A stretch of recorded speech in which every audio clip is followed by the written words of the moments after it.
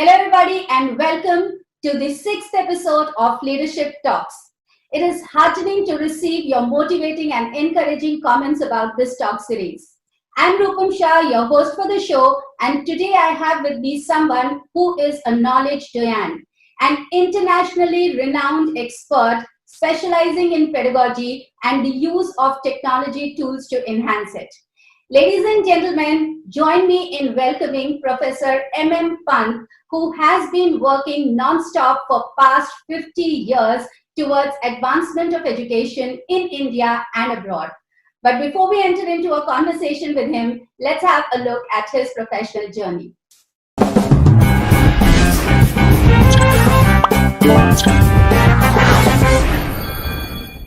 Professor M M Pant has served as a Pro-Vice Chancellor, IGNOU. With a doctorate in physics and an LLB degree, he has served as a legal practitioner in Allahabad High Court. He was a faculty member at IIT Kanpur, MLNR Engineering College, and also a visiting faculty at the University of Western Ontario, Canada. He is a visiting scientist to major research centers in England, Germany, and Sweden. He is associated in advisory roles with various national bodies like NCTE, NCERT, NIOS, Center for Educational Communications, and is also the Chairman Board of Studies, All India Management Association. He pioneered the virtual campus initiative of IGNOU. He has around 100 research papers published. He scripted an educational film titled Atoms, produced by IIT Kanpur, which won the International Cup of Rome Award and later the National Award in the year 1974. He has delivered talks and seminars at a number of international conferences in around 20 different countries of the world. Professor Pant's current work and interest revolves around the development, delivery, and promotion of educational models, leveraging the current and emerging technologies to develop future-ready lifelong learners. Welcome, sir, to this talk series, and it's an absolute honor to be talking to you today. And I hope that all our viewers are going to be taking back a lot of good points which they can take back to their own professional life and use it meaningfully. So my first question to you is that you've done your PhD in physics and then you did law. So what was that which inspired you to be doing law after doing a PhD in physics? See, I am a kind of a lifelong learner. I like to learn new things. I could not do medicine because there is no way I could have gone and become a doctor after doing this, because you have to go through the entrance exam and 5 years, etc. Law was more flexible. But let's keep that apart. Law was easy to do because it was less restrictive. Medicine is much more difficult to do. You can't just go and sit in a medical college and start attending lectures and so on and so forth. But I will share with you the benefits of doing this and why this is important. The practical part you can forget, but the important part which most people miss, and I think you will appreciate, we are moving towards an information society. Yeah. So whether I talk physics or chemistry or biology or law, we are talking about information processing. All these are what Peter Drucker would have called knowledge workers. And therefore, when you are doing different kinds of information processing, you learn different ways of higher cognitive activities. Okay. And people who don't do that miss one part of it. And I will share with you concrete stories. So I was a member of the board of management of IIT Delhi for 6 years. Twice during those board meetings, I pointed out the problem in the decision which had already been approved and filed by the Chairman Board of Governors, who was no less than Professor M.G.K. Menon. But he was gracious enough that when this was pointed out, he rolled back his decision and did another thing. So the problem is that a lot of people in administration are not aware of the legal aspects of things, and therefore they take things for which then people have to go to court every other day. And the courts are burdened with a lot of litigation, which would not happen if people were more aware. Right. Like in health, they say prevention is better than cure. Right. And this is what we are trying to do for the coronavirus. We say we don't know the technique. Yes. Similarly, legal awareness among large number of people is better than litigation and Yes. huge amount of piling up. Correct. This is a very important. But I take it to a bigger philosophical level. Just like when we speak in Hindi, occasional putting of Sanskrit is important. So when you talk of law, a lot of Latin phrases are put in. Ubi jus ibi remedium, res ipsa loquitur, all kinds of things. One of the very famous maxims in law is ignorantia juris, non excusat. Now you have heard of this in simple English saying ignorance of the law is no excuse. Yeah.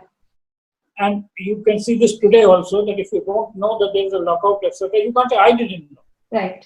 Now look at the implication.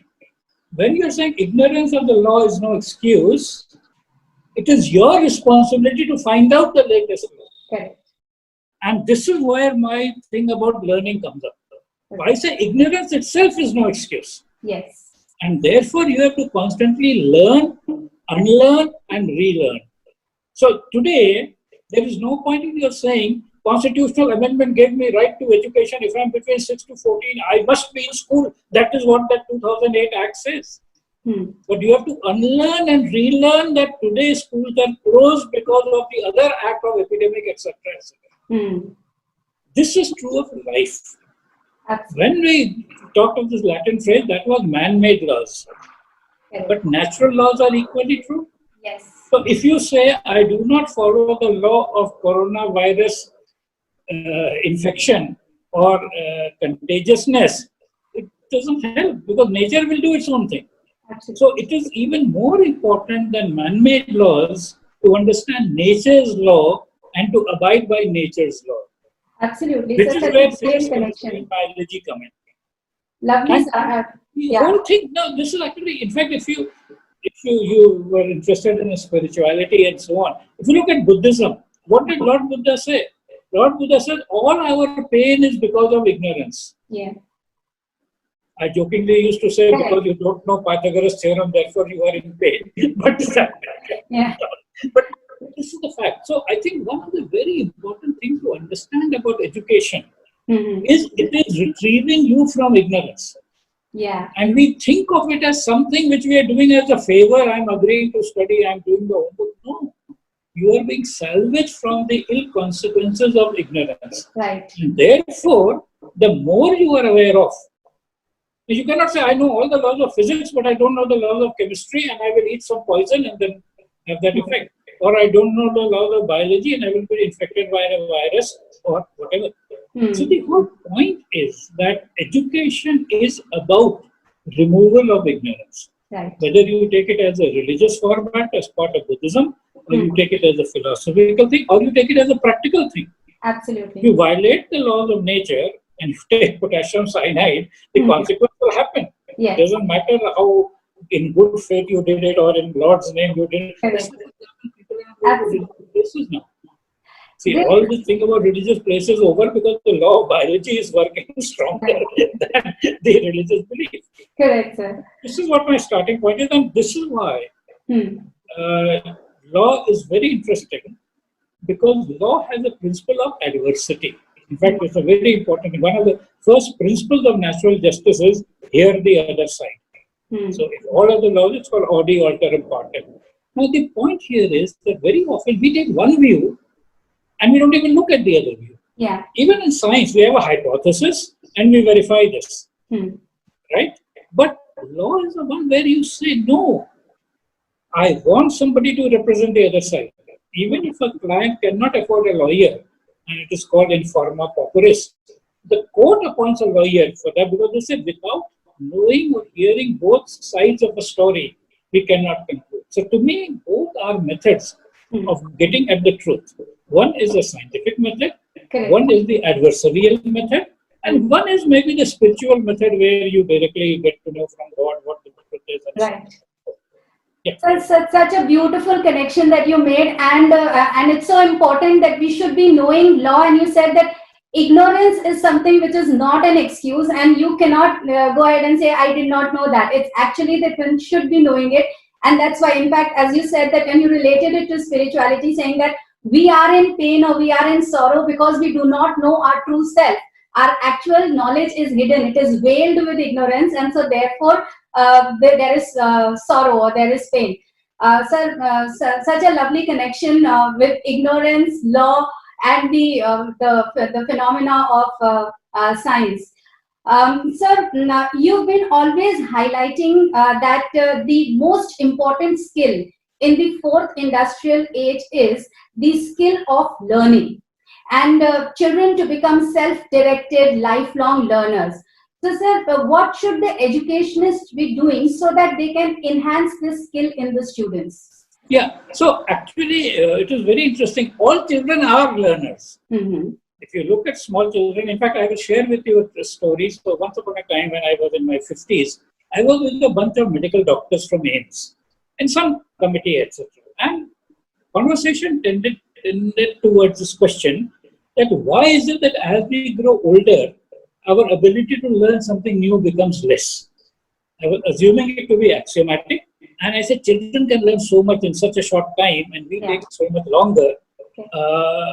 What is the reason? And I was hoping that the doctors will give me a medical reason that your nervous system has this or your nerves can't do this, etc. Like they say with age, you have diabetes because your insulin mechanism reduces, etc. But they said, no, nothing of the sort.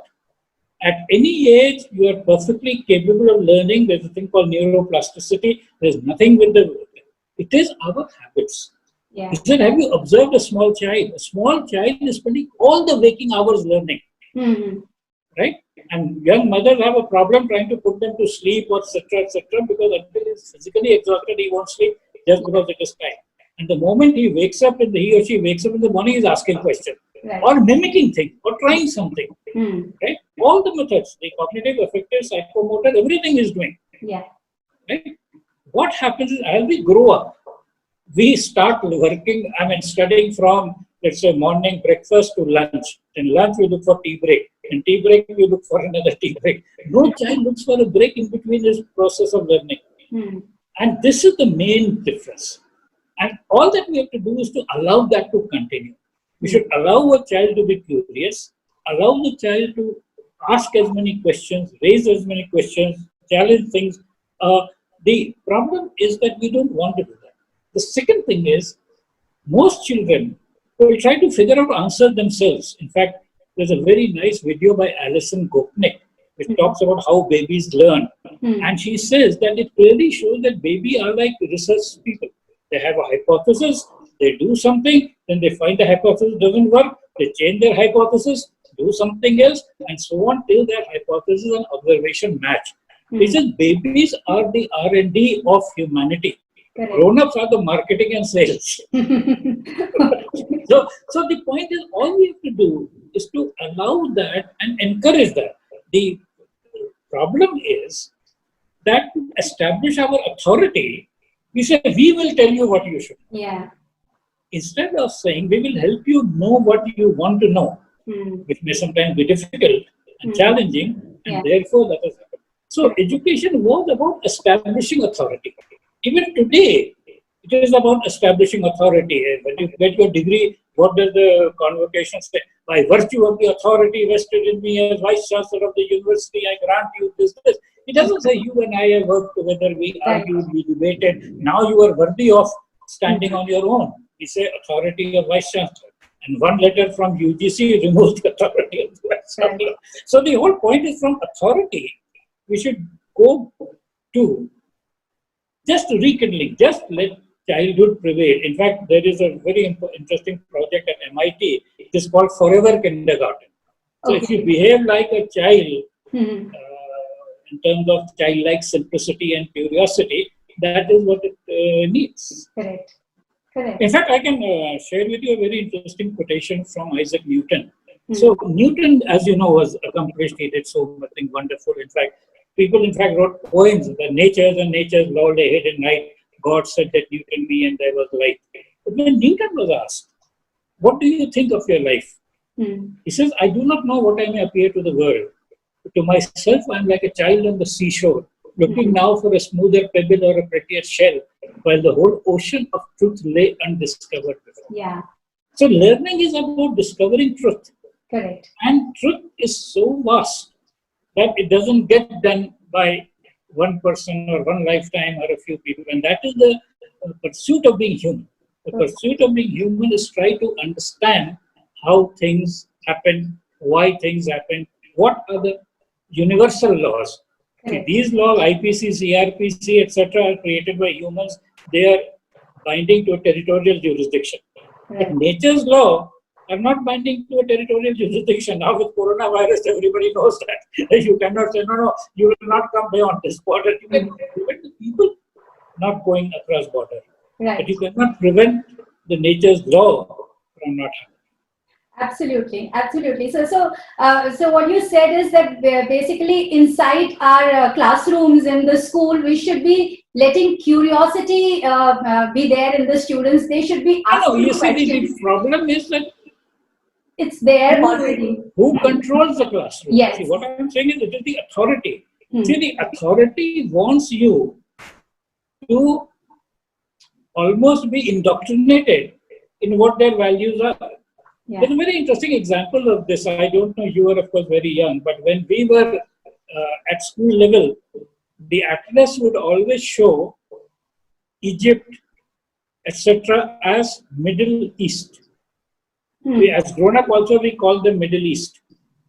And then only recently when we started applying our minds, we said it is not Middle East for us, it is West Asia for us. It was Middle East for the British. But even if you ask me today, I will call it Middle East because that's how I was groomed. So the purpose of education is to put in the authority. See, for us it is West Asia. It is no longer Middle East. But you talk to anybody who's had part of his education earlier, he will say Middle East, Middle East, Middle East. It's not Middle East, it's Middle East from their perspective. Correct. The rulers. So education, if it is allowed to, see, this is a big debate, and in fact I'm very serious about it. Who controls education? It is the rulers who control education, whereas it should be the educators who should control education. Correct. Yes, sir. Unfortunately, the educators have succumbed to the rulers to allow that. Anyway, continue. So, yes, sir. Actually, this is what everybody else has also pointed out. I mean, I have had educationists here, and they have also said that there should be a large amount of autonomy which needs to be given to the school so that they are able to decide. But how will the ruler give autonomy? See, the point is that if the ruler driven, he who pays the piper calls the tune. So the point is, right from, in fact, if you know history, the original idea was the divine right of kings, and the king can do no wrong. So king decides the law, king decides everything, king can do no wrong. It was only about 800 years ago that in England, the Magna Carta came, where they said even the king is limited in what he can do.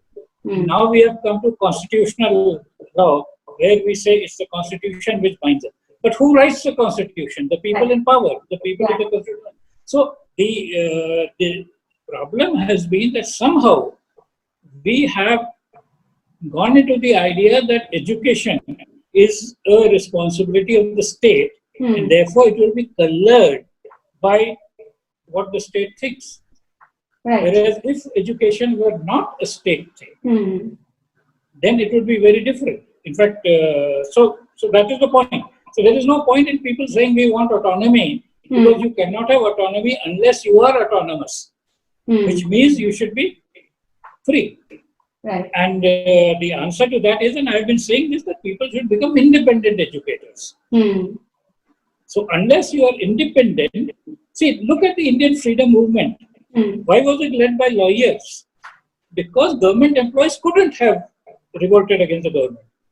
Other employees could not have revolted against the zamindars. It was only lawyers who were not government employees who understood the law, and some of them were educated in England to understand what freedom means, and therefore they could think of a new order. Correct. So the problem is that as long as your employees governed by the FR and SR, etc. of the state, it will be very difficult for you to want autonomy and to anybody to give, because if you are paying, then you want your wish to be implemented. Anyway, continue. Right, sir. Sir, because we are talking about curriculum, you've often quoted Professor CNR Rao saying that 90% of our universities and higher education institutions, they have got an outdated curriculum. And you've also said that by 2035, the schools and the colleges and the universities will not look like what they look like now. They will become rather redundant. So I just want to ask you that what do you think the universities are going to look like 10 years from now, or any education institution would look like? So, see, firstly, both the quotation that I do is not my opinion. I am quoting important people. Professor CNR was my senior colleague when I used to teach in IIT Kanpur. Then he got the Bharat Ratna. He's the only scientist with the Bharat Ratna. And, so and I quote him to say that he said this not in informal coffee or in an interview with Rupam Saha. He said this in the president's house. And president is the visitor of all central universities. And he said this almost 10 years ago. Nobody has reacted to it. Nobody said not 90%, it is only 80%, because probably it is 99%. Nobody has said we should take our Bharat Ratna away from CNR Rao because he's making a bad name for our universities. No, because they agree that this is right. UGC itself agrees that most of its universities are no good. The other thing that I've said is actually a report from the Department of Science and Technology. It was published in 2014, India 2035, and has the signature of Narendra Modi in its foreword. And I tell this to educationists, you have no idea, he has already said by 2035 you are not required. He has signed it in that paper. So one night he will tell you that this is all over. So anyway, on a more pragmatic note, we have already seen because of this corona thing, that everything that institutions stood for is already gone for a toss. Compulsory attendance, gone for a toss. That kind of examination, gone for a toss. Lectures, gone for a toss. The thing they criticize, distance learning, e-learning, is coming up center stage. So what we expect, and I think this is the way I now expect, I'm giving my opinion. The first thing that we see, and you would have already experienced this during the last month or so, that actually we are talking teaching. Whether it is at primary stage, middle stage, secondary stage, senior secondary stage, higher education, lifelong learning, it's like a doctor is a doctor. Whether he's a pediatrician or a geriatrician or a diabetic specialist or endocrinologist, he's first a doctor. And therefore, distinguishing between primary, secondary, etc. is meaningless. We're talking education throughout. So we're talking about continuum of learning. Not by date of birth, age on certain birth, the date put in compartment, that is out of question. The second thing is, therefore, these institutions need not be separate structures. So like the hospital, which is for healthcare, we're talking of cognitive development program of the nation, with people at different stages and different needs for cognitive development.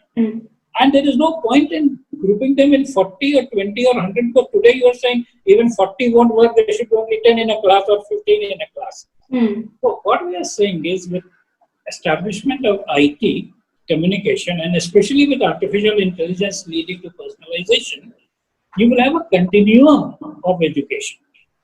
Now, for people to meet, you can have co-learning spaces. So just like we have seen the emergence of co-working space, where there can be a one-person company, a bigger company, whatever, instead of segregation of school, college, and university, you will have neighborhood co-learning spaces. So everybody who's interested in learning goes there. Like you have a neighborhood temple, neighborhood health center, neighborhood this thing, neighborhood milk booth, you have a neighborhood co-learning space, where all the physical parts that you want for people to meet each other is there, and people will learn through a central model which is available, which even Indian government is trying to do. They've created SOAM, they're going to create other things. So information will be disseminated through an electronic system. Even today, it happens so often that 6 of us are meeting and everyone is looking at their mobile phone and also talking to others. Right? So that will be the model of learning. You will talk to other humans with respect to whatever you want, but can still be on your mobile or laptop or whatever for your educational purposes. This to me is likely to become the future, because you create a good infrastructure. Now we are talking of 5G everywhere. We are talking of even 4G being broadband being available in a number of villages. The other day he said that there are 300,000 community service centers in this country already. They can all become community learning centers. So even when you need a bit of social distancing, etc., you can just go to your neighborhood complex and do that. Why should you go further? Yeah. And this whole idea that I need 22 acres for a university looks so stupid today. You need a good professor and willing to learn how does 22 acres matter, or for that matter 8 acres for a school, 2 acres. So all the regulators appear to be so stupid because everything they set for is not happening today. Right? And they are encouraging that.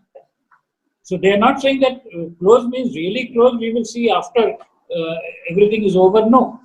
As you know, teachers are doing hard work to get into online teaching, to continue teaching. We're talking online assessment, we're talking about this. So there is a clear acknowledgement that the old model, earlier it was failing on pedagogical grounds, now it is failing on operational grounds. You simply can't do that. Yeah. See, the buses cannot carry people in those numbers. You have to leave every alternative seat. The classroom cannot do that because you have to leave every alternative thing, and so on and so forth. Yeah. Okay. So, sir, if I've understood you correctly, what you're saying is that we would be having some co-learning spaces which are in the neighborhood, and people will go over there, and there will be a lot of dissemination of information. And you will have a good social interaction. You see, one of the problems that traditional school has is you are only with children of your age group for the 12 years you are in school. Correct. Earlier at home, people had people of different ages. You had somebody bigger to you, somebody smaller to you. Right. In fact, you should at least, in US, the very popular concept called one-room schoolhouse. And the idea was because the population was sparsely populated, sparsely dispersed, in a given village, you would have somebody of class 6, somebody of class 5, somebody of class 4, they will all go to the same place. US presidents have come out of such a thing. Okay. And you being in education should read a book by Salman Khan called One World Schoolhouse. Okay. Now that One World Schoolhouse has emanated from this idea that in the US it used to be one-room schoolhouse. Where all children of learning age. Now with lifelong learning, we can even have grown-ups over there. Yeah. Yeah. And therefore, we are talking of a learner community. We are not talking of segregation by age, but we are saying all these people have a disposition of learning. The grown-ups can also contribute. The young can also contribute. The grown-ups will bring their experience and knowledge. The young will bring their enthusiasm and creativity and innovation. And that's the way to move on. All right. Great, sir. I think it's a huge shift and a change which India might witness if it so happens that we have co-learning spaces. And quite doable. You've been talking quite a lot, and we know that now we are in that age where there is artificial intelligence and virtual reality, the augmented reality, big data, machine learning, and all of these things. So how do you think, sir, that we need to increase the teacher competence? How should we increase the teacher competence so that they are able to make the best use of this technology and make our children more future ready? Yeah, so actually it is very simple. I think one of the very important things, and I've said this sometimes, it dawned upon me one day. So let me begin with the story. So when I was at school, and in school physics, you are taught something called simple machines, which is the inclined plane, the lever, the pulley, and you talk about lever of first kind, second kind, etc. Yes, sir. My elder brother was going to engineering college, and there he was studying theory of machines and machines that make machines. And I was very impressed with the idea that he is going to learn about machines that make machines. But today I understand, like an automobile factory or any factory is a machine which makes machines. What I'm trying to say today is that teachers must acknowledge their learners first. And if they have forgotten that, let us rekindle that. Yeah. And teachers are learners who create other learners. Therefore, because when we talked about co-learning space, the idea was that everybody there is a learner. Right. Somebody knows more, somebody knows less, somebody knows more in a certain area, somebody knows less in another area. But they're all in the journey of learning. So the point is that once we agree with that, so therefore everything new that is there, why should a teacher not be excited about experiencing virtual reality? Yeah. I've got an Oculus Rift and I've kept it in my almirah because I think that is the way it will be in future, and so on and so forth. So why should they not explore? Why should they say that it is my role only to do this? Yeah. And one of the very important reasons which I tell people to do this is that except for misfortunes, the longevity has increased. And therefore, retirement will not happen at 60 or 55. Right. So I have my senior colleagues who have drawn pension for more years than they drew salary. Okay. So after PhD abroad, they came and joined IIT Kanpur at the age of 40 as a professor, etc. Yeah. They retired at 60. Right. Today they are 85 and more. Right. So they've drawn pension for more years than they drew salary, and they are still wanted. Yes. So my senior colleagues are still teaching people quantum mechanics, etc. So there aren't enough teachers to teach them. True. So the point is that learning is a very important thing. It's a lifelong activity, and there is no point in planning for a life of 55 years or 60 years or something. I mean, either you are unfortunate, it will be cut short at times that you have no control over. But if you look at traditional aging, most of the people will live well beyond 80s, well beyond 80s into the 90s. Well, look at Ram Jethmalani is still going strong, and so on. And there are many others. I was at a conference recently, academic conference. There was amongst us a person who was 99 years old. And he got up and he was arguing like any academic. It was impossible to keep him quiet. No crutches, no this thing, no microphone needed. His voice was as loud as everything, and so on.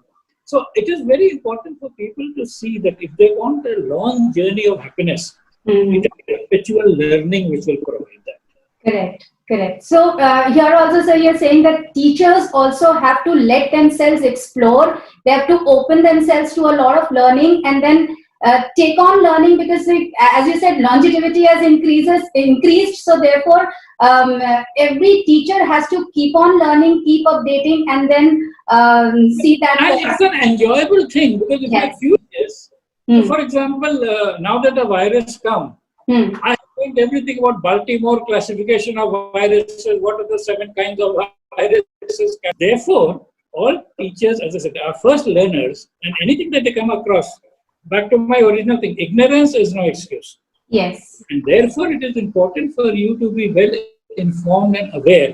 Like Mahatma Gandhi said, ahimsa is if you can be violent and choose to be non-violent. So you are knowledgeable and still choose to be modest about your knowledge is a good thing. Correct. Correct. Right, sir.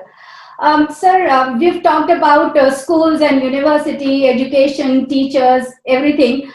So what is your advice to the parents? What is that which they should do so that they can prepare their children for this increasingly changing world? Yeah, so first thing is, and I really like somewhere, I don't know where I read, but Kahil Gibran has a very nice quote where he says, your children are born to you, but they don't belong to you. I think this is very important. Most of us start thinking of children as possessions.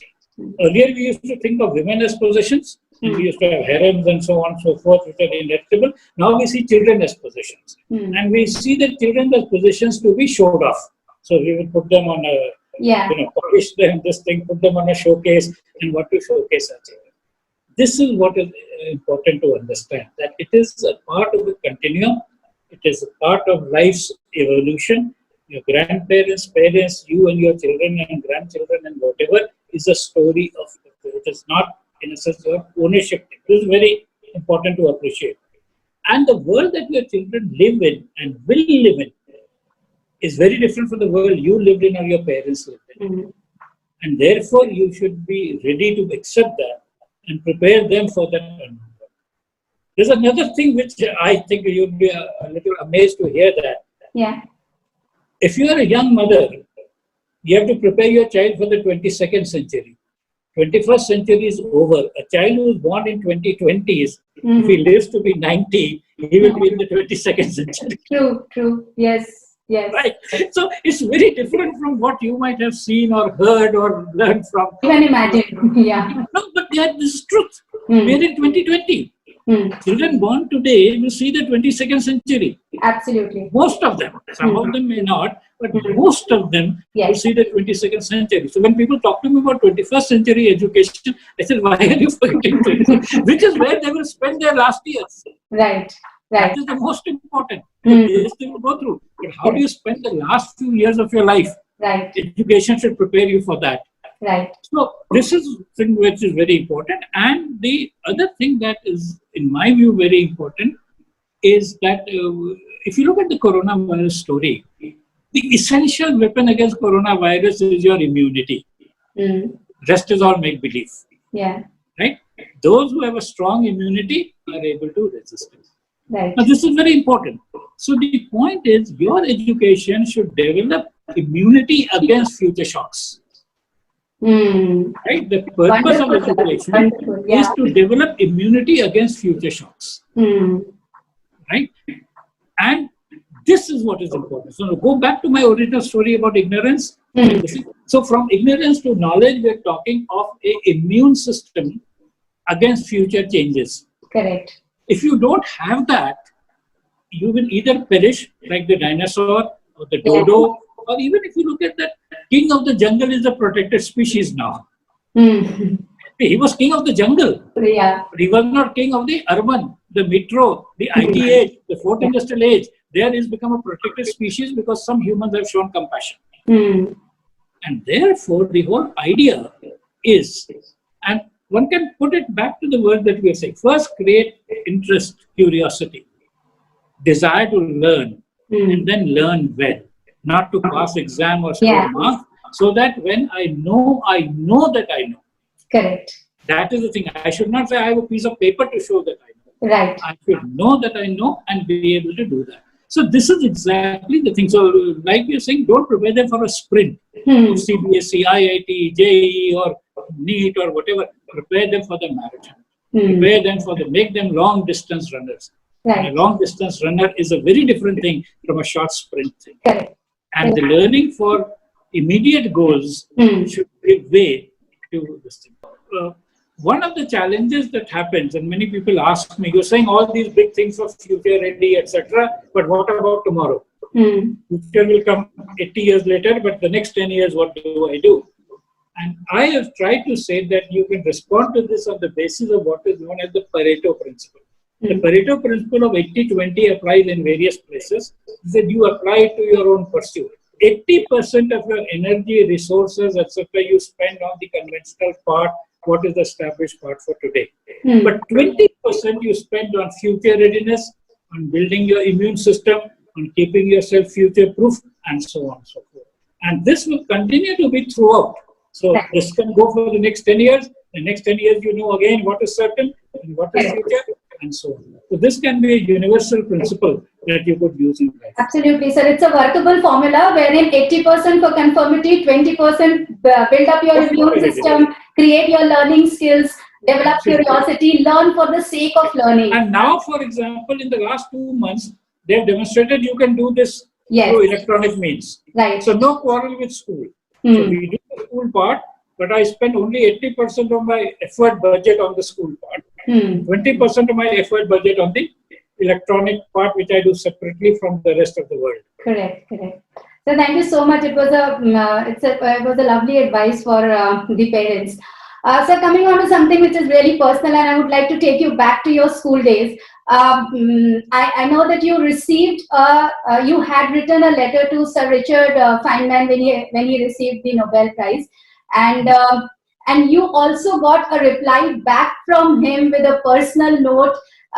So, sir, as a student receiving a reply from a Nobel laureate, so what were your first reactions to that? Yeah, so this is what I meant by youth. See, youth does not care about that. So at that time, I was at the university level, but still about, the year is 1965 or so, so I'm about 18 years. So you don't care that, oh, Richard Feynman hai, tum kaun ho, whatever. So I wrote him a letter congratulating him. And he sent me back a letter acknowledging, etc. And at that time, you know, pen friends used to be a very common phrase. So I called him my pen teacher. And he acknowledged. What is more interesting is that it happened in 65 and gone. Some time back, a nephew of mine found this book where he was traveling. This is book I've given you. This is called Perfectly Reasonable Thing from the Beaten Track. Correct. And in this book, he saw my letter and reply printed. And then he called me and said, it must be you. Who else could it be in Allahabad? Correct. I was very pleased to see that it is over there. And I'm very happy because at some level, this is also a very good description of me. Perfectly reasonable deviation from the beaten track. I think this describes me also very well, that I have done the usual thing. So the point is that it also shows that when you're talking to really great people, they're perfectly happy to engage with you. So if you remember that co-learning space that I talked about, a very senior person may be there. So in my career, early on, I have interacted with Nobel laureates in flesh and blood, Salam, so many others, and so on. And that changes how you live and how you work. So I think instead of compartmentalizing into 8 specific students and 1 teacher for them, 2 teachers for them, if they meet a lot of people of different kind of things, including people who are working, people who are entrepreneurs. See, once you have this co-learning space, you will find professionals wanting to come there and speak to children. And children saying, okay, this is what a lawyer looks like, this is what a doctor looks like, this is what happens, and so on. So it can be very interesting. So I have no hesitation in saying that I have been very much influenced by the people I have come into contact with, and both in terms of in person and through their books and so on and so forth as well. So that's very, very inspirational. Absolutely. So, sir, you've been very fortunate to be actually meeting so many Nobel laureates, talking to them, different scientists. You've visited so many different countries as well. But for our children who are there right now, and even for the educators, I know that you have got specific 55 words of inspiration or motivation. So if you could just tell those 55 words so that all of us, feel motivated. So actually what happened, this occurred to me sometime, because people said that, the children's span of attention nowadays is very little. So, and we professors are accused of talking at length. And the whole idea is that children's attention is very limited. So I just one day thought to myself that if I had 10 words that I had to say to something, what would I say? If I had 9, what would I say? If I had 8, what would I say? And these are not my thing. These are quotations of well-known people. Yes. Now, it happens so, if you know arithmetic progression, 1 plus 2 plus 3 up to 10 is 10 into 11 upon 2, 55. So I called it 55 words of inspiration. I also created a PowerPoint on it, which I've shared with you. But the first thing, if I have 10 words to say, I will say, remember Vivekananda. He said, arise, awake, and stop not till the goal is reached. This is Swami Vivekananda. If you have 9 words to say, there is a famous thing from Rigveda, Ano Bhadra Kritavo Yantu Vishwata, which in English means, let noble thoughts come to us from all directions. Yes. If I have 8 words to inspire, this is from Thomas Jefferson. Thomas Jefferson was one of the very successful presidents. And some people said, he is lucky. And he's responded by saying, the harder I work, the luckier I get. So I thought that is a very important one. For 7 words, this is something from Shakespeare's Hamlet, the very famous speech, Polonius, where Shakespeare says, neither a borrower nor a lender be. And all the financial crisis, etc., has largely happened because of this. Gandhiji said very beautifully in 6 words, you can imprison my body, but he says, no one can imprison my mind. You remember we were talking about education, etc. And that's why they say education is a liberating force. For 5 words, I have inspiration from Bhagavad Gita. So, I'm sorry, from Gautam Buddha. So when Gautam Buddha was on his deathbed, his most favorite people, Anand, asked him, so without you, how will we manage? And he said, be a lamp unto yourself. Apo Deepo Baba, but be a lamp unto yourself. For 4 words, there's a famous quotation from Einstein, because while quantum mechanics was probabilistic, Einstein did not like the idea. And because Einstein was a theist believer in God, he said, God does not play dice. And that is the 4 words, God doesn't play dice. For 3 words, my inspiration is Rabindranath Tagore. And the 3 words are Akla Chalo Re. And he says, if nobody hears your thing, then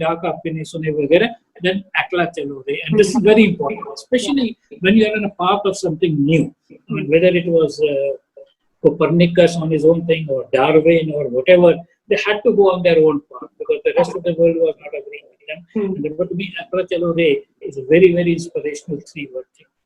If there are only 2 words, then my phrase is just shine.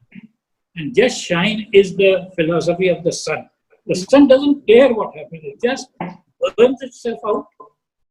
Typically fusion of helium, but it burns itself out to shine. That's all. Therefore, if there are 2 words for inspiration, that's all. If there is just 1 word, I have to say, what would I say? And the answer is excel. It is not Surf Excel, it is not Microsoft Excel, it is pursuit of excellence. And I was very pleased with this, and therefore I created a PowerPoint slide also. I've said this very often in my talks, that these 55 words can be almost a philosophy in a nutshell. Absolutely, sir. So you've covered all the different aspects in this 55 words, everything, all aspects of life as well. So there are such beautiful collections, and I'm sure everybody who's seeing this program would be benefited by this. So my last question to you is that what keeps you going? See, I think it is the same thing that I said very early. I am still very curious. I need to know, and fortunately for me, I know enough to be interested in learning more. Sometimes if you don't know enough, you are not wanting to learn more because you don't have the background for it. Correct. Now, because I know some physics, I know some maths, I know some biology, I know some philosophy, I know something about religions. Whenever something new comes, I am exactly at that point where I know part of it and I don't know the rest. Correct. And therefore, I am very, very curious. So I will share with you today, for example, nowadays I am comparing the effect of the virus and the effect of the nuclear bombs.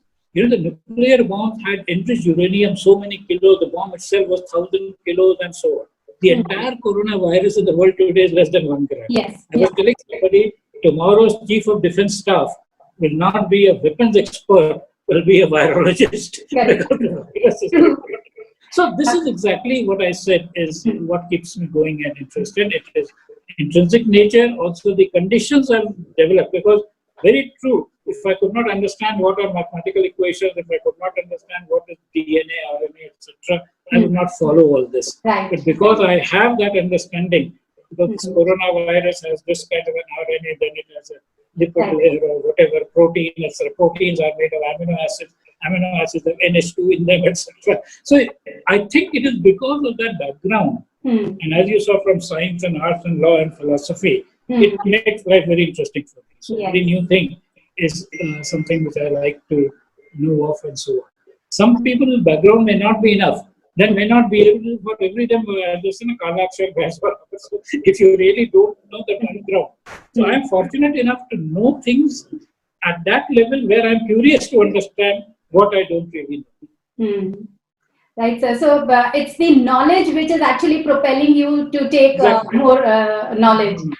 All right. This is what is a very important aspect. People forget that. That's why when you want to make learners, you have to create in them that much body of knowledge for them to be able to create more knowledge, absorb more knowledge, etc. Absolutely.